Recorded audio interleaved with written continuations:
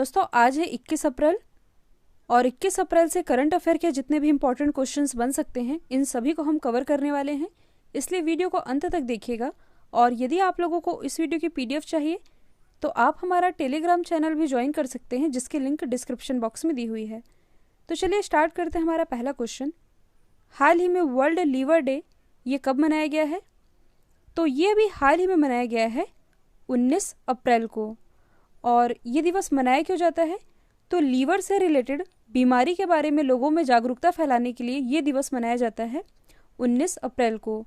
क्योंकि यदि देखा जाए तो भारत में व्यक्ति की जो डेथ होती है तो डेथ होने का 10वां सबसे बड़ा रीज़न ये लीवर की प्रॉब्लम ही है, और इसलिए इसके प्रति जागरूकता फैलाने के लिए WHO के द्वारा मनाया जाता है वर्ल्ड लीवर डे 19 अप्रैल को। अब यदि हम बात करें WHO की, जिसके द्वारा ये दिवस मनाया जाता है, वर्ल्ड हेल्थ ऑर्गेनाइजेशन, इसकी स्थापना हुई थी 7 अप्रैल 1948 को।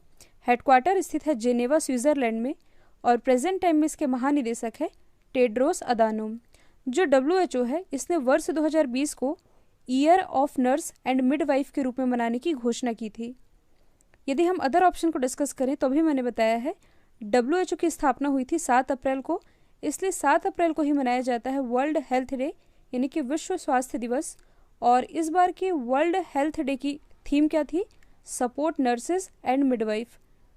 10 अप्रैल को मनाया गया है वर्ल्ड होम्योपैथी डे, जिसकी थीम रही थी enhancing the scope of homeopathy in public health. इसके बाद 18 अप्रैल को मनाया गया है वर्ल्ड हेरिटेज डे यानी कि विश्व विरासत दिवस, और इस बार के विश्व विरासत दिवस की थीम थी share culture, share heritage and share responsibility. Next question है, उत्तर प्रदेश गवर्नमेंट ने जियोटेक कम्युनिटी किचन के लिए किसके साथ साझेदारी की है? तो ये साझेदारी की गई है गूगल के साथ। देखिए ये जो किचन है जियोटेक कम्युनिटी किचन, इस किचन में दैनिक आधार पर 12 लाख फूड पैकेट का उत्पादन होता है। और अब जो उत्तर प्रदेश है ये जियोटेक कम्युनिटी किचन वाला भारत का पहला राज्य बना है, इसलिए इम्पॉर्टेंट है। और उत्तर प्रदेश के 75 जिलों में स्थित लगभग 7,368 कम्युनिटी किचन को जियोटैग किया गया है, और इसी के साथ साझेदारी की गई है गूगल के साथ। अब यदि हम बात करें गूगल की, तो इसकी स्थापना हुई थी 1998 में। हेडक्वार्टर स्थित है कैलिफोर्निया, USA में। गूगल की स्थापना की थी लैरी पेज और सर्गी ब्रिन ने। और प्रेजेंट टाइम में इसके CEO कौन है? तो ये हैं भारतीय मूल के सुंदर पिचई। नेक्स्ट क्वेश्चन है, किस भारतीय सेना ने कोविड-19 रोगियों के लिए एयर इवैक्यूएशन पॉड तैयार किया है? तो ये तैयार किया गया है इंडियन नेवी के द्वारा यानी कि भारतीय नौसेना के द्वारा। तो देखिए अभी हाल ही में इंडियन नेवी के नेवल एयरक्राफ्ट यार्ड ने दूर दराज के क्षेत्रों से कोविड-19 रोगियों की सुरक्षित निकासी के लिए AEP यानी कि एयर इवैक्यूएशन पॉड तैयार किया है। और ये जो पॉड है इसके बारे में आप लोग बता दूं, ये पॉड एल्यूमिनियम, नाइट्राइल रबर और फास्फोरस का बना है, और इसका भार मात्र है 32 किलोग्राम और लागत है 50,000 रुपये। और ये लॉन्च किया गया है कोविड-19 पेशेंट की निकासी के लिए। अब यदि हम बात करें इंडियन नेवी की, तो देखिए इसकी स्थापना हुई थी 1612 में। हेडक्वार्टर स्थित है नई दिल्ली में, और प्रेजेंट टाइम में इसके हेड कौन है? तो ये हैं एडमिरल कर्मवीर सिंह। अच्छा, इंडियन नेवी डे ये मनाया कब जाता है? तो ये मनाया जाता है 4 दिसंबर को। साथ ही इसी इंडियन नेवी ने कुछ समय पहले ही ब्रह्मोस मिसाइल का सफलतापूर्वक परीक्षण किया था। और ब्रह्मोस मिसाइल का सफलतापूर्वक परीक्षण ये तो किया गया था इंडियन नेवी के द्वारा, लेकिन इसे डेवलप किया गया था DRDO के द्वारा यानी कि डिफेंस रिसर्च डेवलपमेंट ऑर्गेनाइजेशन के द्वारा। नेक्स्ट क्वेश्चन है, किस शहर के अघरकर अनुसंधान संस्थान यानी कि ARI ने रोग के कारणों का तेजी से पता लगाने के लिए बग स्पिनर डेवलप किया है? तो ये डेवलप किया है पुणे के ARI ने। अब यहाँ पर जो टर्म लिखा है बग स्पिनर, इससे आप क्या समझते हैं? तो देखिए ये एक तरह का सेंसिटिव और कम लागत वाला सेंसर है, जिसे रोग जनकों के तेजी से पता लगाने के लिए डेवलप किया गया है। और इसने पोर्टेबल डिवाइस से सिर्फ 30 मिनट में 1 मिलीलीटर सैंपल के आकार से 10 गुना कम बैक्टीरिया सेल्स यानी कि बैक्टीरिया कोशिका से रोग की पता लगाने की क्षमता होगी। ये है इसकी खासियत। और जो बग स्पिनर है, यह एक तरह का बायो सेंसर है जो कि बैक्टीरिया की मौजूदगी का पता लगा सकता है और इसी के लिए इसका यूज़ किया जाएगा, जो कि डेवलप किया है पुणे के ARI ने। देखिए, यदि हम बात करें पुणे की, तो आप सभी जानते हैं ये महाराष्ट्र का ही एक शहर है और इसी पुणे में स्थित है आगा खां पैलेस। साथ ही FTII यानी कि film and television institute of India, इसका भी मुख्यालय स्थित है महाराष्ट्र के पुणे में ही। खेलो इंडिया यूथ गेम्स का जो दूसरा संस्करण रहा था, ये भी पुणे में ही आयोजित किया गया था। साथ ही पिछले वर्ष भारत का पहला उल्लू महोत्सव यानी कि पहला आउल फेस्टिवल, ये पुणे में ही संपन्न हुआ। तो ये सारे फैक्ट याद रखेंगे आप। नेक्स्ट क्वेश्चन है, हाल ही में फेसबुक ने किस देश में third party fact check system की शुरुआत की है? तो इसकी शुरुआत की है बांग्लादेश में। किसने की है? फेसबुक ने। सबसे पहले इसके बारे में आप लोग बता दूं, ये जो फैक्ट चेकिंग सिस्टम है, ये तस्वीरों को और वीडियो को यानी कि इमेज और वीडियो सहित स्टोरी की समीक्षा करके देश में जो फेक न्यूज़ फैल रही है, क्योंकि आप सभी जानते हैं कोविड-19 के कारण आप सभी देख रहे होंगे व्हाट्सएप में, फेसबुक में बहुत सारी फेक न्यूज़ फैल रही है और इसी को कंट्रोल करना है इसका मुख्य उद्देश्य। और इसी के लिए third party fact check system शुरू किया गया है बांग्लादेश में। और ये वर्क कैसे करेगा? तो देखिए, यह third party fact checking system के द्वारा किसी पोस्ट को गलत या फेक के रूप में रेट कर देगा और रेट करने के बाद वो पोस्ट जो है ये कम दिखने लगेगा या न्यूज़ फीड में सबसे नीचे दिखाई देगा और इस प्रकार ऐसे पोस्ट को फैलने से रोका जा सकेगा जो कि फेक न्यूज़ बताती हूँ।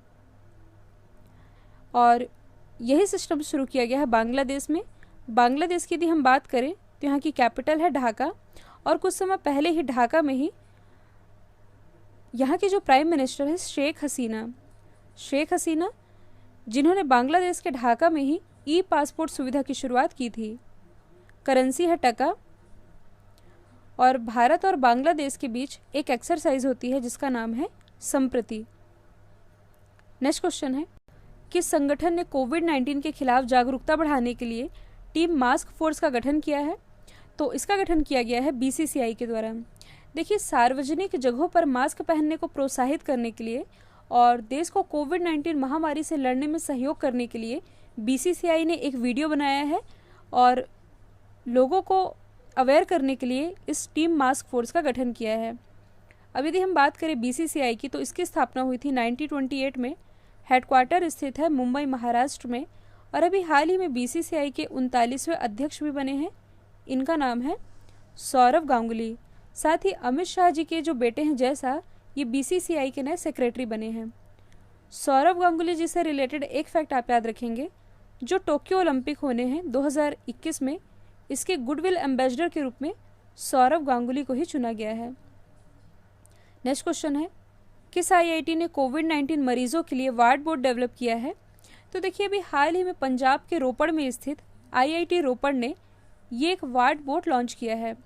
इसके बारे में आप लोग बता दूं, इस वार्ड बोर्ड के ज़रिए आइसोलेशन वार्ड में जो कोविड-19 के पेशेंट होंगे, तो इन पेशेंट का बिना किसी के कांटेक्ट में आए मेडिसिन और भोजन परोसने का जो काम है ये करेगा वार्ड बोर्ड। और ये जो वार्ड बोर्ड होगा, ये खाना दे के जब वापस आएगा पेशेंट के पास से, तो ये स्वयं को सैनिटाइज भी कर सकेगा। ये है इसकी क्षमता। और इसका इस्तेमाल जो है ये हॉस्पिटल की दीवारों को भी सैनिटाइज करने के लिए किया जा सकेगा। यही इसकी खासियत। और इस वार्ड बोर्ड को डेवलप किया है IIT रोपड़ ने। IIT रोपड़ की स्थापना हुई थी वर्ष 2008 में और इसके प्रेजेंट टाइम में महानिदेशक हैं सरित कुमार दास। यदि हम अदर ऑप्शन को डिस्कस करें तो कुछ समय पहले ही IIT गांधीनगर ने प्रोजेक्ट आइजैक लॉन्च किया। IIT बॉम्बे ने क्वारंटाइन मोबाइल एप्लीकेशन कोविड-19 पेशेंट को ट्रैक करने के लिए और IIT मद्रास ने भारत की पहली स्टैंडिंग व्हीलचेयर डेवलप की है। तो ये आप याद रख सकते हैं। नेक्स्ट क्वेश्चन है, कोविड-19 के कारण किस राज्य में आयोजित होने वाले त्रिशूरपुरम फेस्टिवल को पहली बार रद्द किया गया है? तो देखिए, ये जो फेस्टिवल है ये सेलिब्रेट किया जाता है केरल में और कोविड-19 के कारण इसे इस बार रद्द कर दिया गया है। अब यदि हम बात करें केरल की, तो राजधानी है तिरुअनंतपुरम। तिरुअनंतपुरम में ही भारत का पहला स्पेस टेक पार्क स्थापित किया गया है। मुख्यमंत्री हैं पिनरई विजयन। और ये जो फेस्टिवल है त्रिशूरपुरम फेस्टिवल, ये रिलेटेड है केरल से ही। और फेस्टिवल की बात हम कर ही रहे हैं तो देखिए मणिपुर में कुछ समय पहले ही सिरुई लिली फेस्टिवल का आयोजन किया गया था। त्रिपुरा के अगरतला में लाई हरोबा फेस्टिवल, और मिजोरम में कुछ समय पहले ही चाप चारकुट फेस्टिवल का आयोजन किया गया था। तो ये सभी फेस्टिवल आप याद रखेंगे।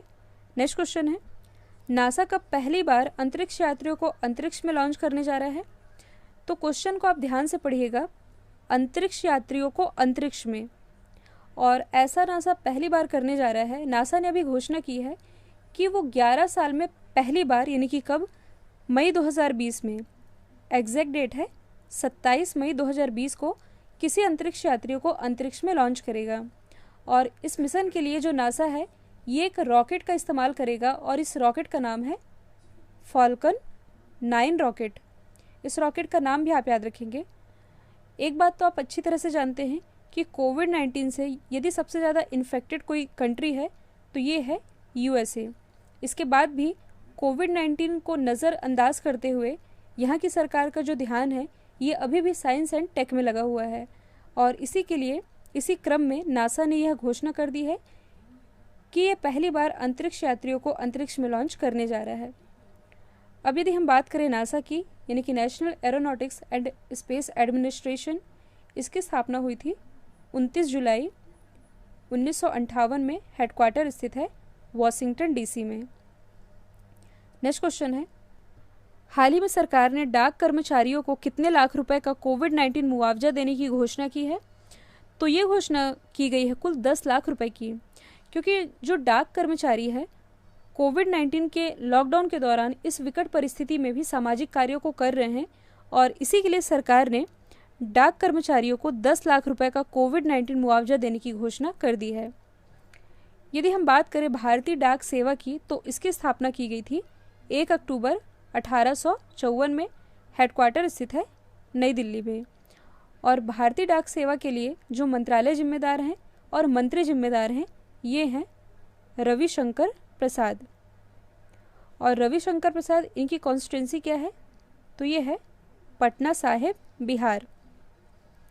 ध्यान दीजिए, यहाँ पर मैंने एक टर्म यूज़ किया है भारतीय डाक सेवा। आप लोगों को ये भी मालूम होना चाहिए कि आधुनिक भारतीय डाक सेवा की नींव किसके द्वारा रखी गई थी? तो ये रखी गई थी लॉर्ड डलहौजी के द्वारा। कब रखी गई थी? 1854 में। कल मैंने आप लोगों से पूछा था हाल ही में MTNL का एडिशनल चार्ज किसे दिया गया? इसका राइट आंसर था PK पुरवार। अब आप लोगों के लिए आज का सवाल है, हाल ही में दिल्ली सरकार ने कौन सा नया मोबाइल एप्लीकेशन लॉन्च किया है? तो इसका आंसर कमेंट बॉक्स में दीजिएगा। और मैं वही रिक्वेस्ट करूँगी जो पर डे करती हूँ, वीडियो को प्लीज़ ज़्यादा से ज़्यादा लाइक और शेयर कीजिए